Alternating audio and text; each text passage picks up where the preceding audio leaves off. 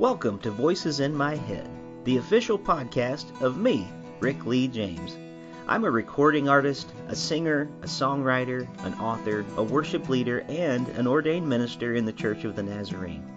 The Voices in My Head podcast is where I discuss music, movies, books, pop culture, theology, and more with friends, colleagues, and sometimes just by myself. Now make sure to let me know what you think of today's episode by leaving me a review on iTunes or by tweeting at me at Rick Lee James on Twitter. And please join my mailing list at rickleejames.com where you can receive an email every time a new episode is released. And by the way, in case you're interested in a daily dose of kindness and encouragement beyond this podcast, I also run the Twitter account at Mr. Rogers Say, where I post daily quotes from Fred Rogers, one of the voices in my head. Well, I guess that's it for the intro, so sit back, relax, and listen to the latest episode of Voices in My Head. Welcome back to Voices in My Head. As always, I'm your host, Rick Lee James, and I'm very glad that you can be here with us today for what is going to be a great conversation. My guest today on the podcast is Legend Ozora. Legend is an artist mature beyond her years. At only 18 years old, Legend is the first female solo act signed with Old Bear Records. Her love for people in the local church is evident in her life and songs. Much of her passion has been inspired by her numerous mission trips to Haiti, serving the poor and the orphaned. Her new EP, Come Close, released on February 15th, 2019, and we are so glad to have her with us today. Legend Ozora, welcome to the Voices in My Head podcast. Thank you. I have no idea who wrote that bio, by the way, but I really appreciate it. It was just on social media one day. I was like, I'm going to use this. Yeah, well, it was a nice, I think it's a very good and very accurate description, so that's a good thing. It's short, but it says a whole lot about who you are as a person and as an artist, and so I'm excited to have a chance to speak with you today. Before we get too far into this, I know from listening to the Baritone podcast with you on it recently that you like singing a lot better than you like talking. So yes. Talking's always a bit of a challenge sometimes for those of us that make music. But I'd love for you, and feel free to do this as briefly as you want, but just before we get too far in, I always like to give the chance to guests to let the audience know something about them. So I'd love maybe if you just kind of in a nutshell, tell us a little about yourself, maybe how your God story connects in with your music and where you are now. But really, it's open to you. Just let us know a little bit about who you are. Sure, all right. Well, I have grown up in the church. I grew up in an amazing Christian family. Both of my parents have been in ministry. When I was little, we had a skate park that we called the Tabernacle. It was just these huge skate ramps that we would travel all over with and plant in a community parking lot or church parking lot and open up to the community, and people would come and skate and bike, and once every few hours my dad would get up and preach the gospel, and then he moved into tattooing, and that kind of became a ministry. And so I've grown up in the tattoo industry, and so ministry and the tattoo industry have kind of always walked hand in hand for me. Yeah, isn't that interesting? Yeah, we're going to get back to that later in the show because I'm fascinated by that, but please continue. Absolutely. Everyone is. It is fascinating. So he's been tattooing for most of my life, and my mom has been a stay-at-home mom since my brother was born, I believe. And I was homeschooled my whole life, which opened up a lot of time and opportunity to really dive deep into music and this desire that the Lord laid on my heart as a very young child to lead worship, and so I'm very thankful for that. I started leading worship in the church when I was about 12 years old, and I've been doing that ever since, and I've always believed and known that the call on my life was to be a worship leader, and that's taken on a lot of different forms throughout the years, not just leading a church congregation, but writing songs and recording. And Haiti, that's a form of worship to me, and it's really just become a lifestyle. Now I nanny full time. I take care of some kiddos throughout the week, and on weekends I write and work on songs to go to New York and record, and Yeah. kind of my life in a nutshell, I guess. Well, great. Well, that's a good start. Thank you for sharing that with us and letting us get to know you a little bit more and who you are. It's unfortunate that you have to work with such terrible people like the Old Bear Records Oh, people I because, know. if there's some That's people I can't right. stand, it's Chris and Anthony and all those guys. No, I'm just kidding. I love Oh, them they're the dearly. best. Yeah, we have had some wonderful times together recording, and I know my experience was wonderful with them, and I've been up there a couple of times to record. But tell me about your new project and what it was like for you to record at Old Bear Studios. Man, well, it was surreal. So I know Ryan Clare. He's a very, very good friend of mine. Mm-hmm. The church that that we used to go to as a family, in my hometown, Brainerd, Minnesota, Ryan Clare led worship there, and so that's how I got to meet him. So he Oh, connected me with Chris one day, and which I did not know was going to happen. I got a yeah. text from Ryan. He was asking what my number was, and was like, oh, maybe he just wants to call and catch up. It's been a Mm-hmm. while. So I sent him my number, and then all of a sudden I'm in a group chat with Chris and Ryan, and we're talking about recording an album. So that was super, Yeah. super crazy. Um, yeah, as far as the recording process, I mean, those guys are phenomenal. Mm, They're so good at what they do, and they're such real dudes. yeah. And so it was super cool, a great honor to create what we did together. I had no expectations or no, like, I just had no idea what I was doing. So it was Yeah. super sweet of them to just take me in, I guess. Sure. What was this your first time in a recording studio Yeah, being with them? yeah. Yeah. So, well, First time. that's a good first place to go to because it Oh, is a very absolutely. much kind of a family type atmosphere when you're Absolutely. there. I mean, they are family for crying out loud, you know. Yeah, literally. Yes. Literally, yeah. But that's a good Yeah. that's a great first experience. Now, one thing I noticed, listening through your new project, it's a lot more vocal focused than a lot of records that I'm used to hearing. And what I mean by that is a lot of the tracks are really it's like a guitar and several Mhm. layers of vocals, and it's beautiful, and it's your voice, and I'm sure it's Chris and Anthony and different ones that are probably singing throughout there. Was that sort of a conscious choice that you made, or was that sort of I'll call it the genius of Chris Hoisington as a producer because he always seems to find what the artist does best and kind of highlights that and brings it out. Or so was it? Mhm. Just tell us about that, kind of how that came to be. I loved it to hear that. Sure. Well, I play instruments, but I don't play them well by my standards at least. But singing and especially harmonies and just layering voices has Mm-hmm. always been so special and fascinating to me. My first phone call with Chris, he was asking what kind of instruments I wanted on. Well, first he asked, well, like, what's your sound? And I told him, well, I don't really know. Hmm. Like, I told him I know I write worship music, but it's also like, whoop, I just dropped my phone, sorry. It's all right. No Oh, you're problem. gonna We'll have to edit continue. that out. Okay, we're good. I'm so sorry. That's okay. That's all right. No, that's totally fine. You were not the first to drop your phone on the Voices of My Head podcast. As All a matter of right. fact, Mark Schultz was recording from his car, and Oh, whenever really? we did it, so you're with the best of them. So don't All worry right. about All right. it. Perfect. So I feel better now. Please continue. It's no problem. Absolutely. I was telling Chris that I knew I wrote worship songs, but not the kind of worship songs you would hear on a Sunday morning, Hmm. you know?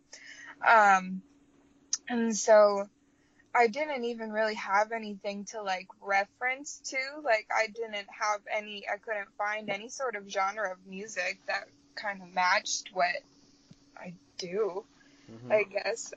So that was a really special process to just kind of create this new genre of worship Yeah. almost.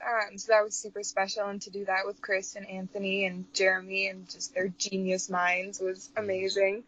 Um, Chris then asked me after that first question, well, what kind of instruments are you wanting on the album? And I was like, I don't really know, but what I do know is I want lots of voices.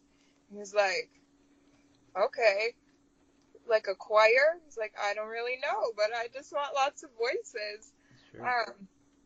And it all kind of just came together on its own. We didn't start writing until the week that I left for the studio. So it was super, super like, I don't want to say last minute because that sounds unprofessional, but it was all very last minute. I mean, Yeah. I was in the hotel room like the night before we were going to be in the studio and we were working on like the second song. So, but yeah, it all just kind of, gosh, I don't even know how to describe it. It was so cool as we were recording. I mean, someone would just have an idea and we would go in and track it, and then all just kind of perfectly pieced and layered itself together. And yes, Well, it sounds lovely, and what I'd like to do now is let's actually take a listen to the title track of the album, "Come Close," absolutely. right now, because I'd love for those listening to be able to hear just kind of how unique this project sounds. So this is the song "Come Close" by legend Ozora.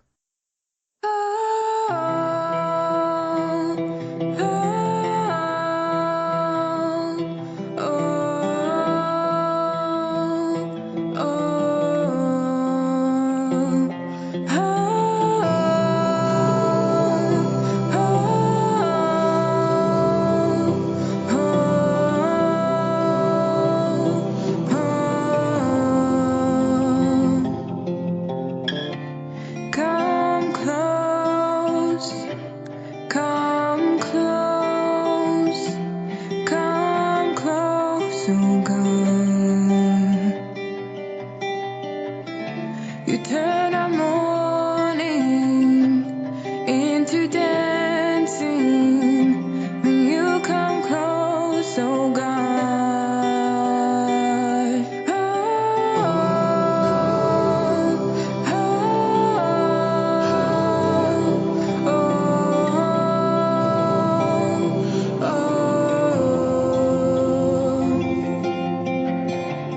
Come close, come close, come close, oh God.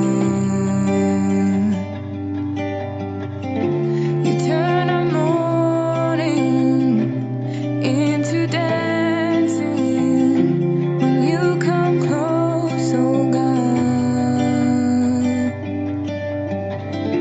You turn our mourning into dancing when you come close, oh God.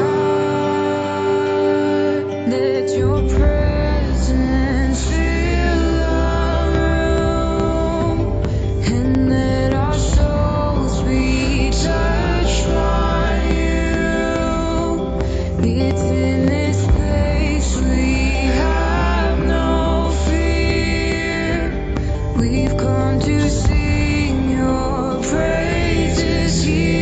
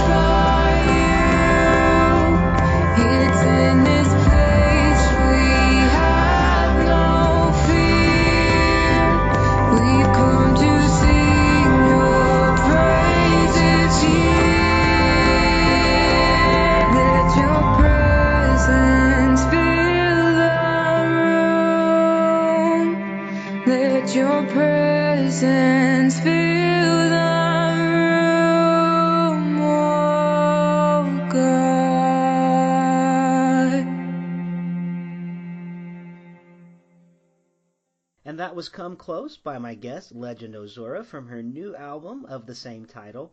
We're going to take a quick break right here, and then we will be back to talk more with Legend Ozora. This episode of Voices in My Head is brought to you by Podbean. With Podbean, you can create professional podcasts in minutes without any programming knowledge. Best of all, everything is mobile ready right from the start.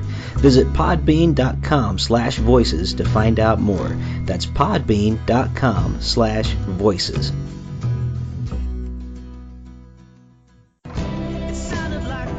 This is Rick Lee James, and the music you are hearing is from my new album, Thunder. The title track, Thunder, is a never-before-released song by the late Rich Mullins. There are also 12 other tracks made up of original music, hymns, and readings to guide the listener on a journey. You can buy Thunder today on clear vinyl and CD, or stream it on Spotify, Apple Music, and almost every other music streaming service. Thunder, hear it today at rickleejames.com. And we are back again on the Voices in My Head podcast with our guest, Legend Ozora.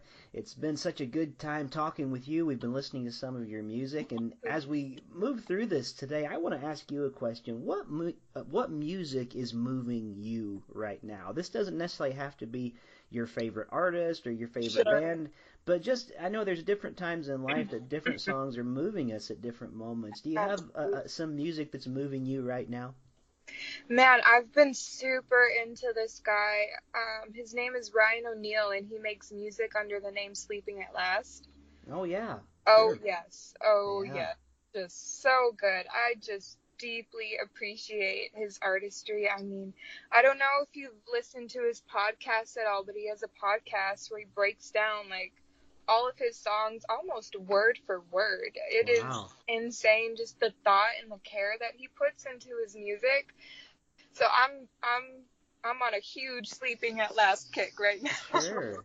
No, Yeah. that's terrific. I didn't know about that podcast, so I'm going to have to check that out for sure. It's amazing. I love all of his Enneagram songs too. I'm a 2 on the Enneagram, so I loved his episode, his podcast on that, and I was just in tears the whole time. It's so beautiful. Oh, that's terrific. Well, Yeah. that's great. I think I'm a 3 on the Enneagram with Okay. I forget all the wings and all that, but something Mhm. like that. Yeah, But that's another conversation for another day for sure. absolutely. That's a Well, whole different podcast. that's great. Talking about music that's been moving you, and you have talked about the way that um, vocals and harmonies and layers of vocals really speak to you. Do you have a favorite vocal band?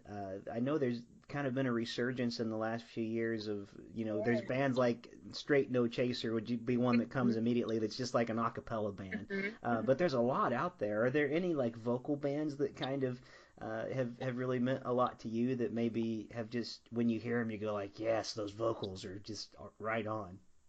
Man, I don't know. I don't really listen to a lot of acapella. I guess this is probably totally cliche, but the only one that I can really think of right now would be the Pentatonics. Oh, sure. Yeah. Yeah. Classic. Well, Yeah, there are not. Again, there are not like a ton in the mainstream. It's just right. been like a 3 or 4 over the last few years, and so I was just Yeah. curious if there was any in that range. So who do you consider to be maybe your greatest inspiration as a musician musically? Ooh, Stevie Nicks, Stevie Nicks. 100%. Wow. Absolutely. My mom's name is Rhiannon. She's named after the song. So Fleetwood Mac has been a staple in the family throughout the years. And I got to see Stevie Nicks. She was here last year at the big Minnesota State Fair doing a concert. And so I got to Wow. see her live, and it was amazing. I cried Oh. so much. I was so happy. Oh, that is We get terrific. the big one. Oh, man. I have Stevie Nicks. I have to say, I don't know that too many 18-year-olds I would ask that question to would say Stevie Nicks, but Yeah. that's a fantastic answer. I love it. Um, well, we've been talking about a variety of things, and speaking of not necessarily your regular 18-year-old and the answers they might give, you spoke a little bit earlier about growing up in a tattoo culture and your dad having a tattoo ministry, and I find that fascinating because I kind of growing up there was different camps in the church that was like, well, if you have a tattoo, you're not a Christian, you know, Right. things like that. So it's fascinating to me to hear about something like this. Tell me a little bit about that and growing up in tattoo culture, as you called it, because Hmm. I just love to hear more about that. Absolutely. Well, yeah, my dad has been a believer for years, and like I said, when I was little, we had that tabernacle skate park that we would travel around with, and he would preach the gospel Hmm. and lead so many people to the Lord. And when he moved into tattooing, um, I mean, I wasn't in the shop with him, obviously, because I was a very young child, and children do not need to be in tattoo shops. I remember just people being in our living room, like clients of his, who had questions, about his faith. And I know there's a couple that he actually baptized. He met them. Wow. Um, he was tattooing them, and they just got to talking. And then eventually, these people came to the Lord and started going to our church. And then they Yeah. wanted my dad to baptize them. So that was super cool.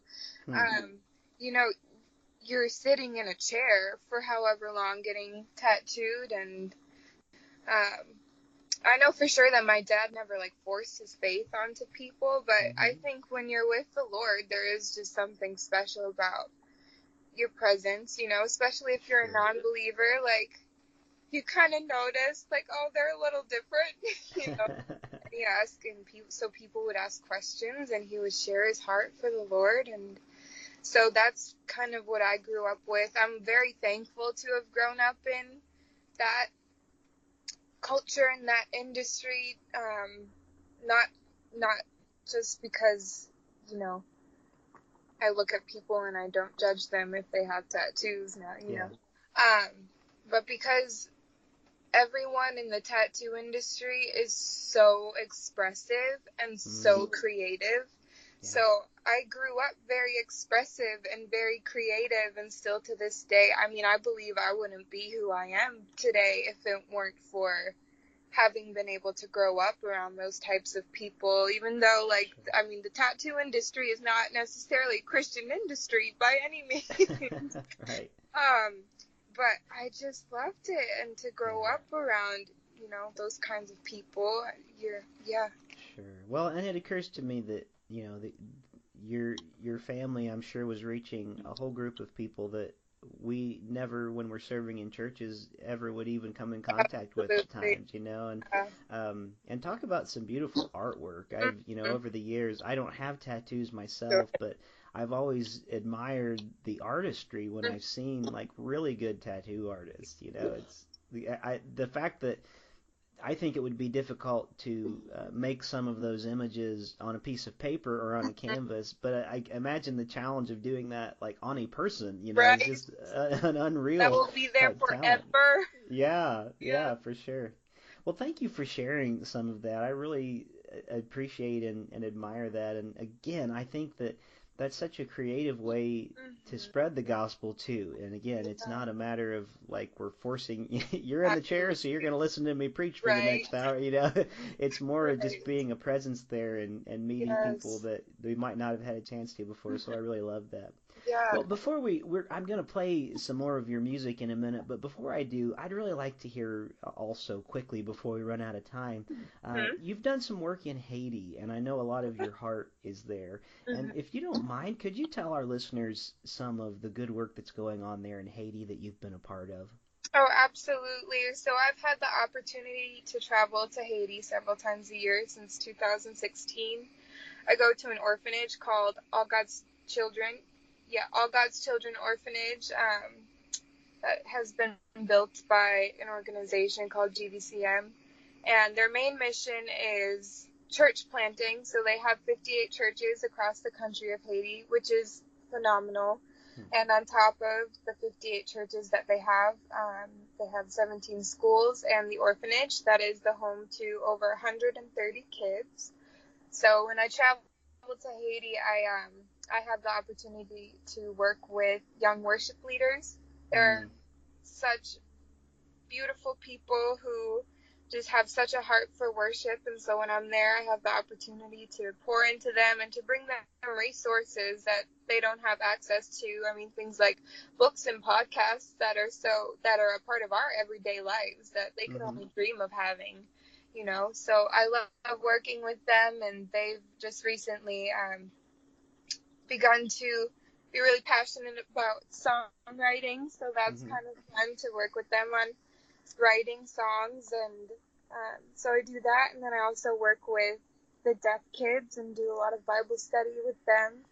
Wow. And yeah, it's really, I've learned that I can't necessarily go with a plan, because I could, have a whole plan for every day. I'll be there, but it'll 100% change, Yeah. So just kind of taking the day as the Lord leads and the Lord gives it, and just really like following His Spirit in every moment. Sure. And yeah, but that's the basic summary of what I do there. Well, what an amazing God, and what Mm-hmm. a creativity of our God that would give a singer a ministry to deaf people, to deaf children. We don't think of a lot of musicians who are working with the deaf, but I think that's a wonderfully creative thing for God to do Yeah. in the midst of what we're talking. Well, we have been listening to the heart and the good words of Legend Ozora today. We're going to listen right now to her song off of her new EP. The song is called Always Good, and this is Legend Ozora. Let's take a listen.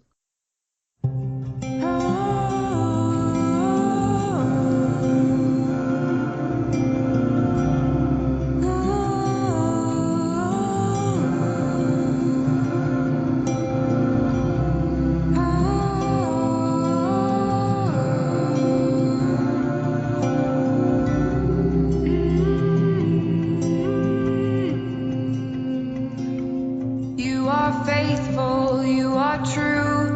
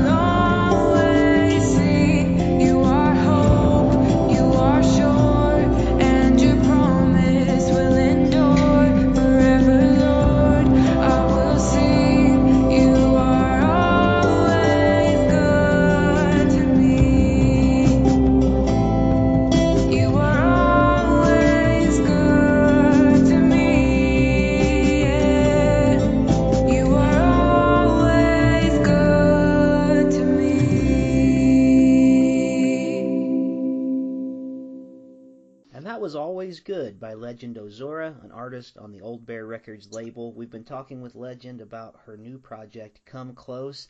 Legend, it's been great to be speaking with you today, but we're about out of time. Before we go, a few moments ago we were talking about your dad and his tattoo ministry and just the great artist that he is.